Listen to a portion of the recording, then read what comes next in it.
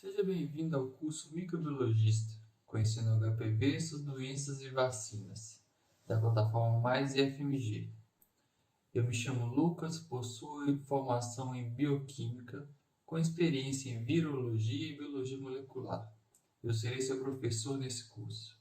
Nessa aula de número 1 de apresentação do curso, falaremos um pouco sobre características gerais dos vírus.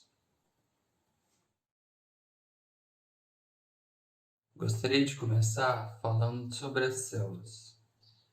Elas são pequenas unidades que compõem os seres vivos. Em geral, elas possuem componentes bem estabelecidos. De maneira simplificada, podemos dizer que uma célula contém uma barreira, um centro de comando e um maquinário que a mantém. A barreira da célula é formada por uma membrana, formada por lipídios que a envolve. O centro de comando é composto pelos ácidos nucleicos, o DNA e o RNA. Nós falaremos mais adiante dessas moléculas. O maquinário é composto por proteínas diversas e organelas, estruturas que realizam funções específicas, como produzir energia, digerir nutrientes, entre outros. Os vírus, porém, não são compostos por células. A organização que descrevemos para os organismos celulares também é diferente para os vírus. A barreira é uma cápsula composta por proteínas, que em algumas espécies é envolvida por uma membrana externa. O centro de comando, nesse caso, também é formado por ácidos nucleicos, DNA ou RNA, mas num tamanho muito menor do que o de uma célula. Por fim, seu maquinário é extremamente deficiente, sendo composto por, no máximo, algumas proteínas. Essa falta de maquinário faz com que os vírus sejam sempre parasitas, dependem da exploração de outro ser para viver.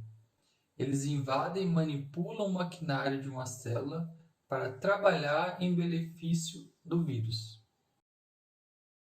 A manipulação ocorre através daquilo que apelidamos de centro de comando.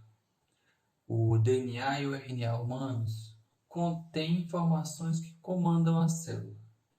Quando o vírus chega, ele insere outro DNA ou outro RNA dentro da célula, criando como se fosse um centro de comando paralelo dentro da célula.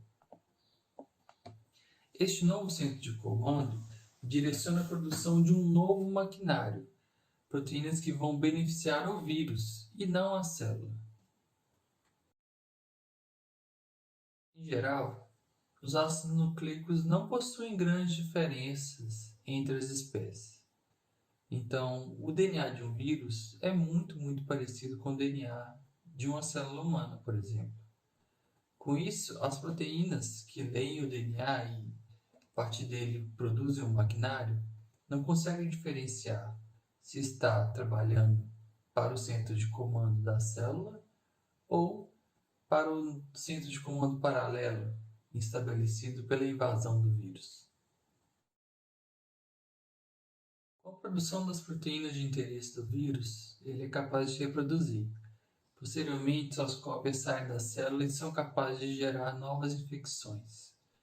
Um ciclo de reprodução ideal é aquele que resulta no maior número de cópias dos vírus possível, gerando o mínimo de prejuízo para o hospedeiro. Afinal, um hospedeiro morto ou gravemente ferido não poderia sustentar a infecção. As doenças são resultados de um desequilíbrio dessa relação entre o hospedeiro e seu parasita, e, em geral, elas são prejudiciais a ambos, mesmo ao invasor. Os papilomavírus humanos, o HPV, são geralmente muito eficientes nesse aspecto. Em geral, as infecções são extremamente silenciosas e imperceptíveis, mas em alguns casos há grande prejuízo para o hospedeiro, que vamos ver mais nesse curso.